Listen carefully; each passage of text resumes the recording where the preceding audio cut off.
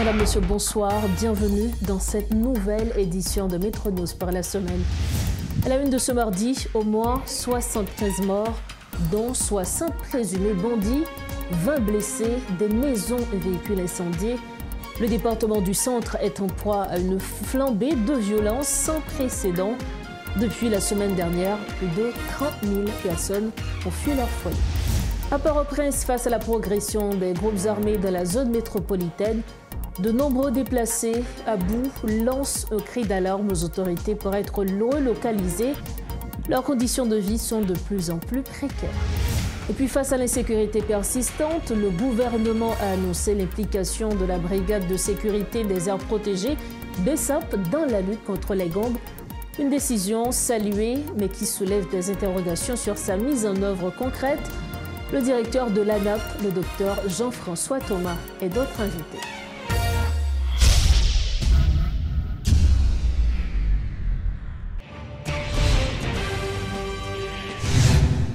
Bienvenue à tous au développement des titres de l'actualité. Les attaques dans les villes de Mirebalais et de Sodo depuis la semaine passée ont fait au moins 75 morts, dont 60 bandits et 20 blessés. 12 maisons et 20 véhicules ont été incendiés selon un bilan communiqué par le responsable local de la PNH, le commissaire de Limboyer. Les autorités qualifient la situation qui prévaut dans le département de difficile et appelle la population à poursuivre sa coopération avec la PNH.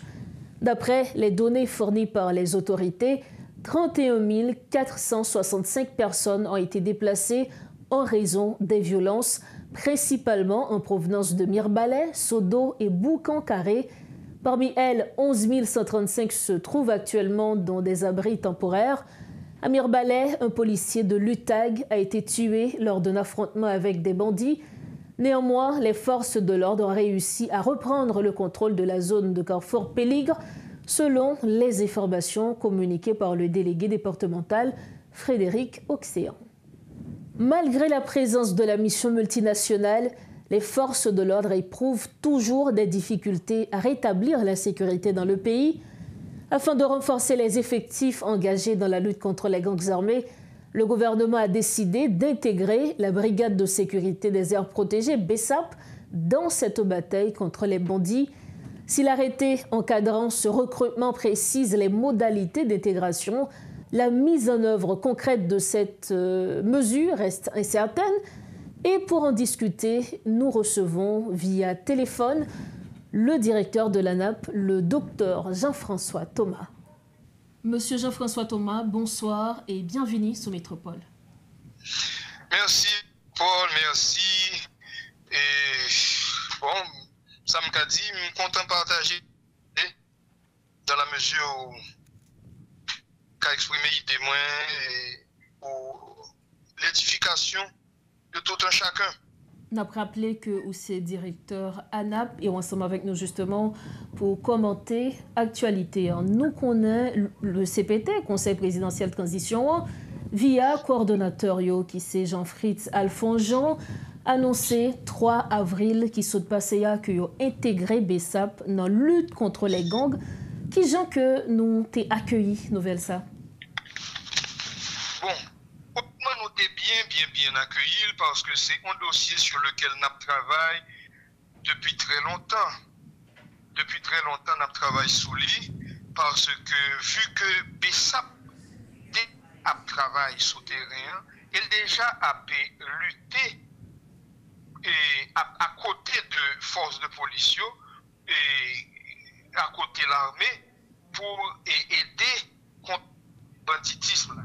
Donc, ça veut dire que ce n'est pas une intégration immédiate, c'est tout simplement une reconnaissance de travail sous terrain que BESAP déjà a mené et la population qui a témoigné avec grande satisfaction. Et c'est une initiative qu'on y a pour que nous soyons capables d'encadrer, mieux encadrer et force à que monsieur déjà a fait. En bas, en leur donnant en reconnaissance beaucoup plus large et puis pour être plus confortable et plus moyen pour le travail. Le nous connaît que l'intégration ça vient dans un contexte d'insécurité généralisée, côté situation pas suspend et compliquée. Qui genre, selon nous-mêmes, intégration sa jodi pour aider dans la lutte contre l'insécurité? Eh bien, de toutes les façons, si BESAP un résultat souterrain, donc, et avec des moyens vraiment précaires, donc immédiatement que nous-mêmes nous capables d'encadrer plus moyens, fait que l'autre force, qui c'est la police armée, reconnaître l'importance à partir à partir de bali on bagage légal plus simple pour rentrer dans la lutte dans la rue, ce qui n'est pas de mission. Donc là, définitivement, ça va augmenter le potentiel contre le banditisme. Là, nous connaissons selon information, tu as gagné 3000 agents BESAP. Est-ce que je dis en chiffre ça, est toujours Kembe? Et puis, là, nous tenons compte de président CPT qui annonçait un certain vetting de BESAP, vu qu'il y a antécédent.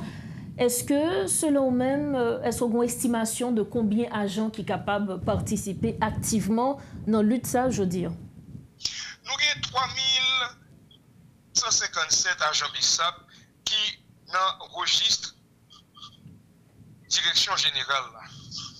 Nous pas douter qu'il doit avoir beaucoup plus, probablement. Mais nous-mêmes, personnellement, nous faisons que ça, que nous gagnons, qui c'est liste que tout commandant dans chaque département voyait pour nous.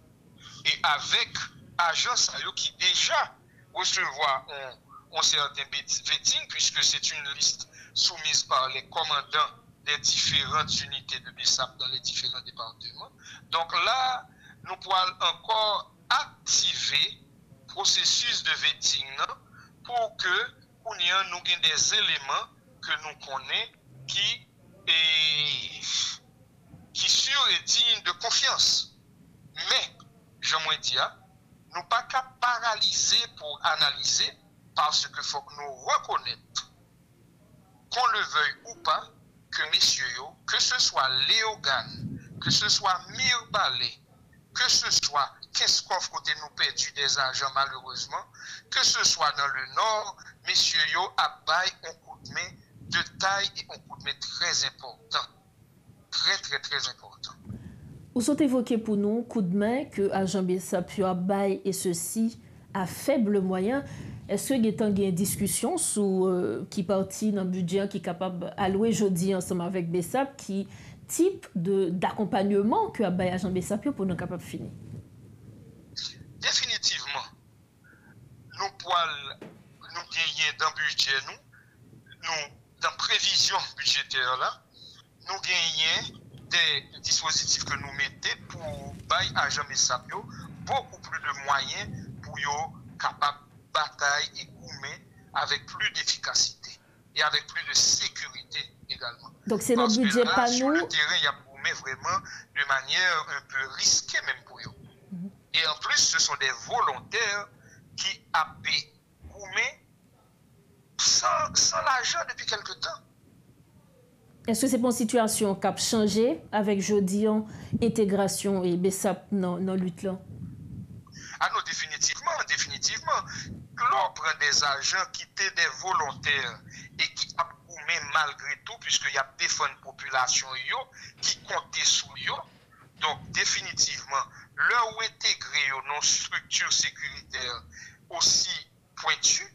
Donc là, premièrement, vous mettez en confiance, vous valorisez l'effort que vous avez fait, et en plus, vous baillez plus crédit devant la population qui déjà remet et déjà compté sur eux. Donc en conclusion, nous sommes capables d'attendre dans le jour qui vient là, BESAP qui travaille côte à côte avec l'armée d'Haïti, police nationale ou même mission multinationale. Là. Mais définitivement, parce que le problème c'est que ce n'est pas attendre que ça soit le fait. Ça a déjà commencé fait.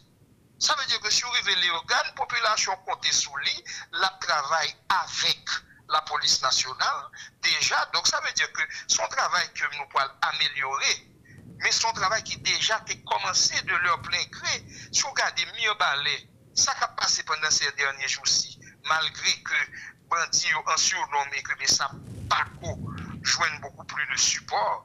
Mais avec la police dans Mirbalais et Bessap, il y a gourmé côte à côte contre bandits.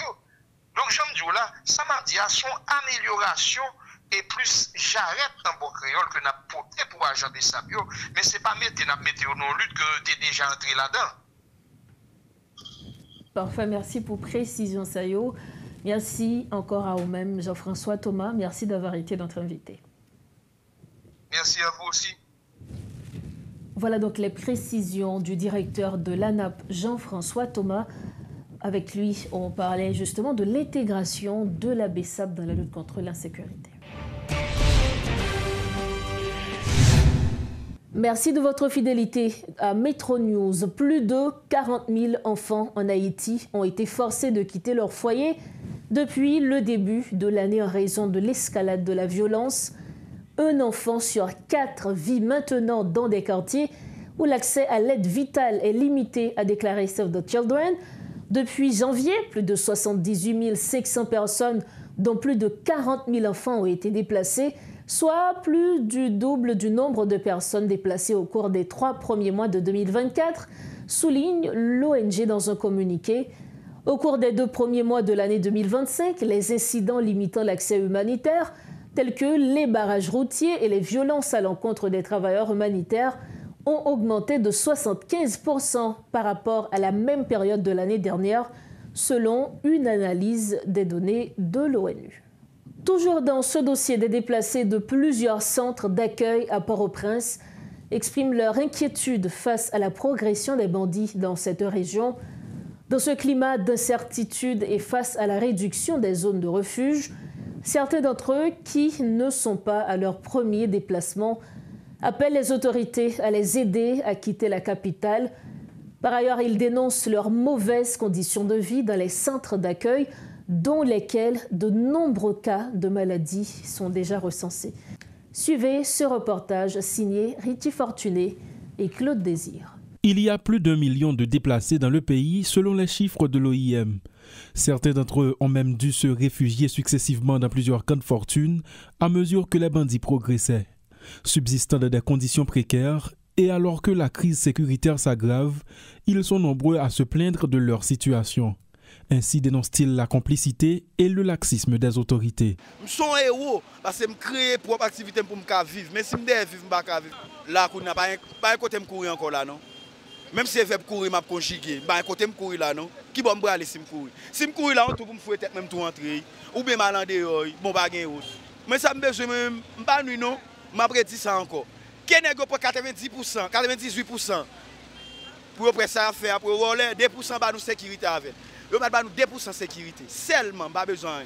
Alors que certains abris du centre-ville sont désormais inaccessibles en raison de la progression rapide des bandits, les quelques sites encore fonctionnels sont presque submergés. Voilà qui crée une ambiance chaotique dans ces milieux exposés à toute forme de pathologie, dont les premiers signes sont déjà recensés par les responsables de plusieurs sites. Entre lassitude et crainte d'une détérioration de la situation, ils s'expriment. Mais ici, il n'y a pas de assez côté pour te mettre, nous toujours fait journée sous roche là en l'air. Mais on a après nous vînes là, mais nous là, c'est pas bon nous bon. Parce que c'est dans serré nous dormir, nous pas de position pour nous dormir, nous pas de temps pour nous dormir. Donc, parce que nous là, nous pas en forme à côté nous là, parce que nous pas de temps. Tandis que les autorités n'arrivent toujours pas à apporter une réponse coordonnée au chaos persistant en Haïti, le nombre de victimes quotidiennes continue d'augmenter. Alors qu'ils contrôlent déjà 85% de la capitale, leur mainmise risque de se renforcer si rien n'est fait, craignent ces interrogés qui affirment ne pas avoir d'alternative s'ils sont à nouveau contraints de fuir. Bon, la sécurité, bon, nous pas bon. Côté nous est là, nous pas bon. Même là, nous pas bon. Pas tout le monde entend tirer dans quoi nous pas bon parce que nous pas à l'abri là. Parce que même qui entend de nous là, on j'ai ouvert, on j'ai fermé nous dormir.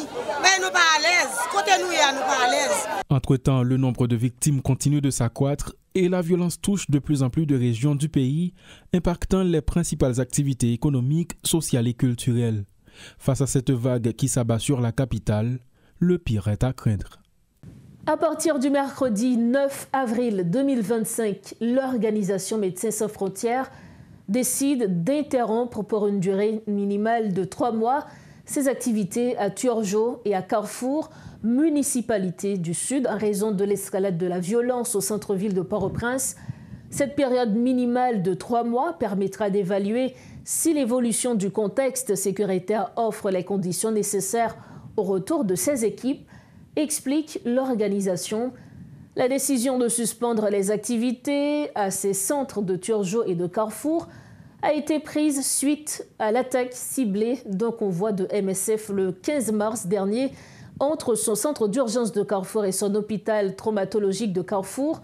Malgré la suspension de ses activités à Turgeot et Carrefour, MSF déclare poursuivre ses activités dans d'autres structures médicales de Port-au-Prince ainsi que dans le département du Sud.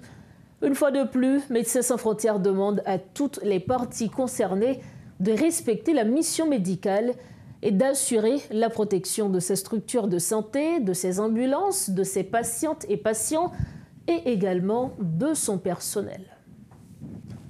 Autre nouvelle, le processus national pour un accord de paix durable en Haïti et la Fédération des organisations des jeunes lancent un appel urgent aux autorités à restaurer la paix. Lors d'une conférence de presse ce mardi 8 avril, les représentants de ces structures ont dénoncé l'aggravation de la crise humanitaire exacerbée par l'insécurité. Le pays ne peut plus s'enfoncer davantage, ont-ils exhorté, annonçant une marche pacifique en vue d'un consensus national pour renverser cette situation. Richard Léon est le porte-parole de la structure. Eh bien, je dis qu'il y a une nécessité pour tout secteur dans la vie nationale, la camper, pour nous demander la paix, pour nous demander sécurité, amélioration conditions de la vie pour tout Haïtien, sans exception. Mais n'a pas de la continuer faire chimel. Eh bien, nous rencontrons plus passé 11 organisations et partis politiques. Ensemble, nous avons discuté sur différents points, particulièrement sur la paix qui peut établir dans le pays d'Haïti.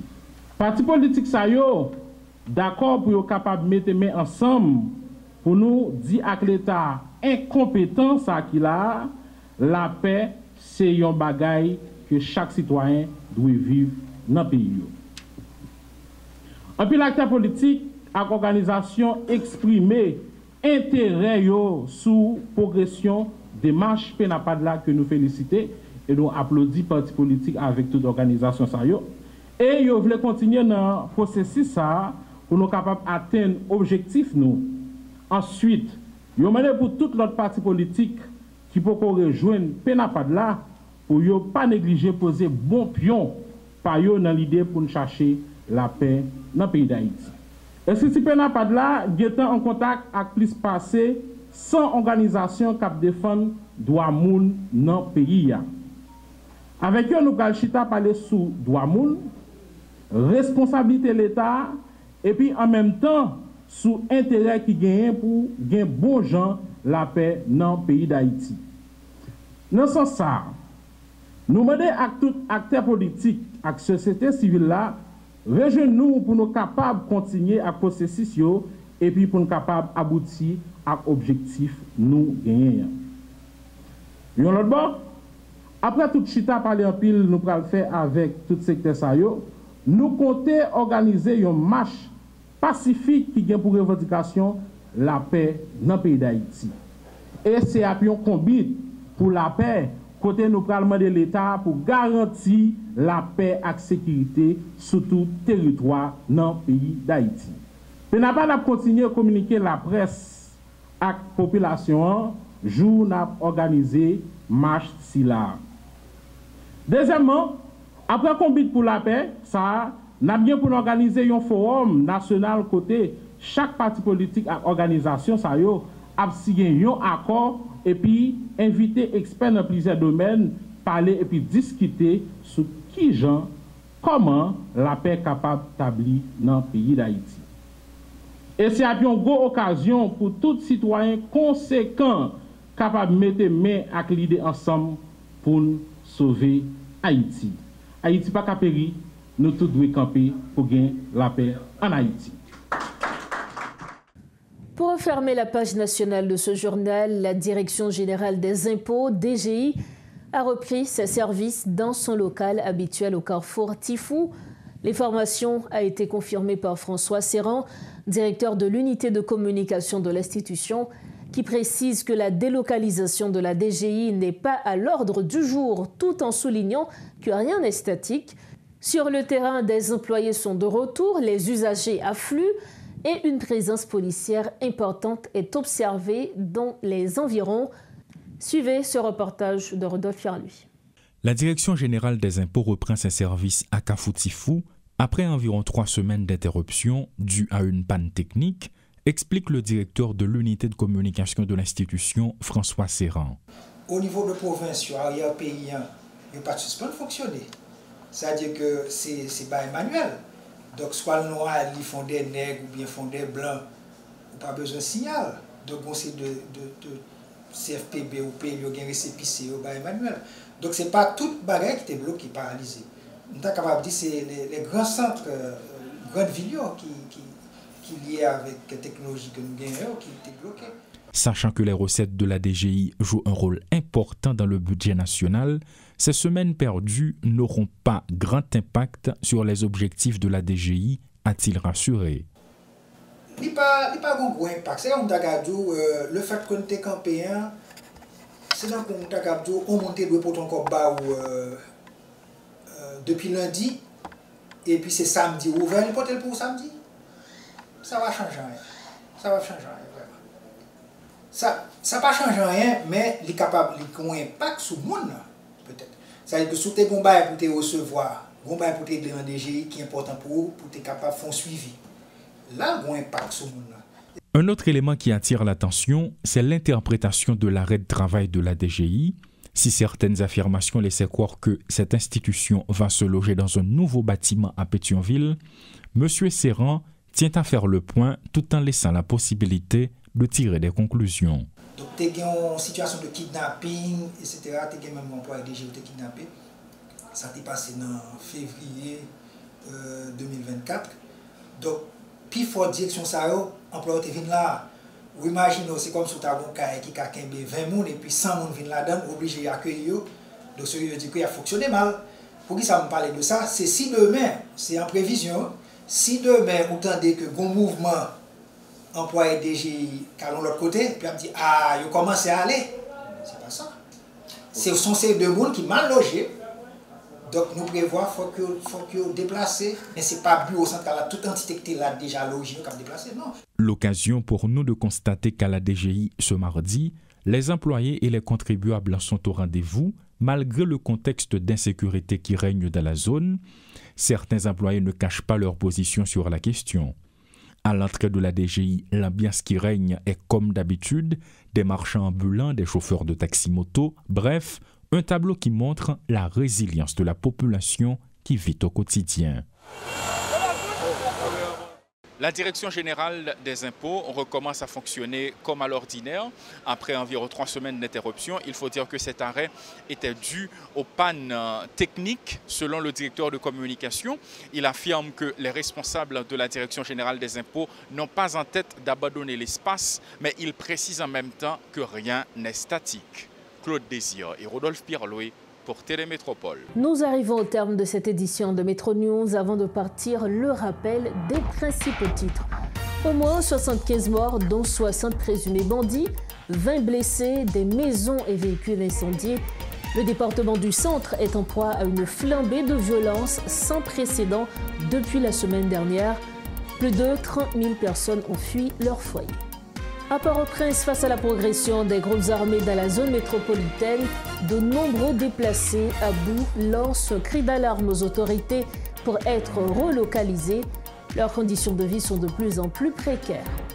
Et puis face à l'insécurité persistante, le gouvernement a annoncé l'implication de la Brigade de sécurité des aires protégées, BESAP, dans la lutte contre les gangs. Une décision saluée mais qui soulève des interrogations sur sa mise en œuvre concrète. Le directeur de l'ANAP, le Dr Jean-François Thomas, était notre invité. Voilà ce qui met fin à cette deuxième édition de Métro News par la semaine. Merci infiniment d'avoir été avec nous. Un grand merci également à toute l'équipe de Métropole ayant rendu possible cette édition. On se retrouve bientôt. Entre-temps, restez branchés Métropole et soyez prudents. Bonsoir.